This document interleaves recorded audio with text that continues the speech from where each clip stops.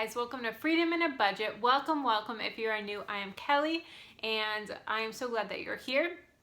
This is a collab that Connie Porter started called When Your Goals Collide, and I am on my journey through Dave Ramsey's baby steps and just sharing that journey with you. There's always goals that are going to collide if you're a goal-oriented person. If your goal is to lose weight, to pay off debt, to save for a house, to pay off a house, to save for your kids' college, whatever it is, there's going to be goals that collide. And it's really important to know how to navigate through those and just some awesome tips of what to do. So that is what this collab is. Connie reached out to some of us other YouTubers, so please scroll down to that description box and check out all the other channels. Subscribe to them if you are new to their channels, and if you're new here, please subscribe, and let's jump on in. So what do you do when your goals collide? It's not fun. It's not easy. I know that I've struggled with this a lot in the past year and a half that I've been on the Dave Ramsey plan, and there's been a lot of goals that don't work too well. So one of them is me. I do a lot of side hustle, a lot of babysitting, to just try and pay off the debt, which I just did, and then also cash flow a wedding. We are cash flowing a $30,000 wedding.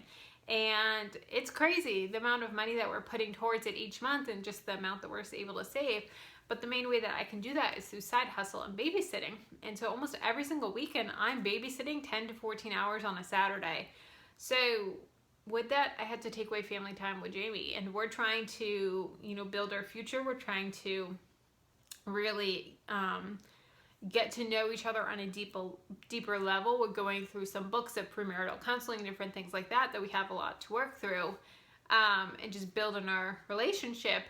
And so doing that, but I have to babysit, and so it just goals collide there with building that relationship and saving money for it, and just putting time aside for Jamie so I don't neglect that.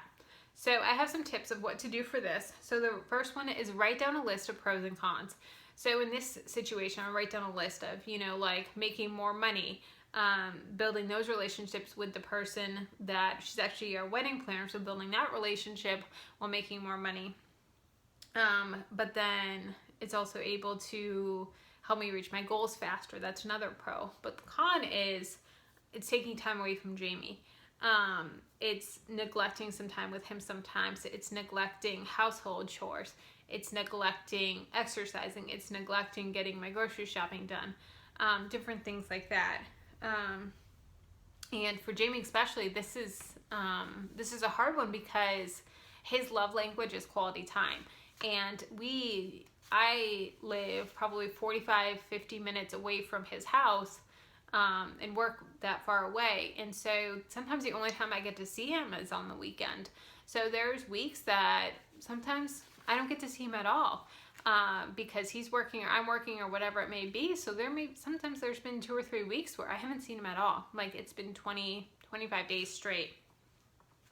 And then also, are there some alternatives? Could you work out with the person? Oh, okay, well, how about I come in a little bit later? Can we move the schedule around a little bit so I can come in a little later so I can spend time with Jamie in the morning? Different things like that. Sometimes you just got to ask. And there's been times where I've said to her, hey, would you mind if we switch around the days? Are you available? Could I do Friday night instead of Saturday, or vice versa? And then another example of a big conflict that I've had within my goals is eating low money on a budget, with my grocery budget and losing weight. And those are two totally contrasting things sometimes. As you guys know, I only spend $100 a month on groceries. If you haven't seen that video, I will link it up above, of only $100 a month on groceries for me.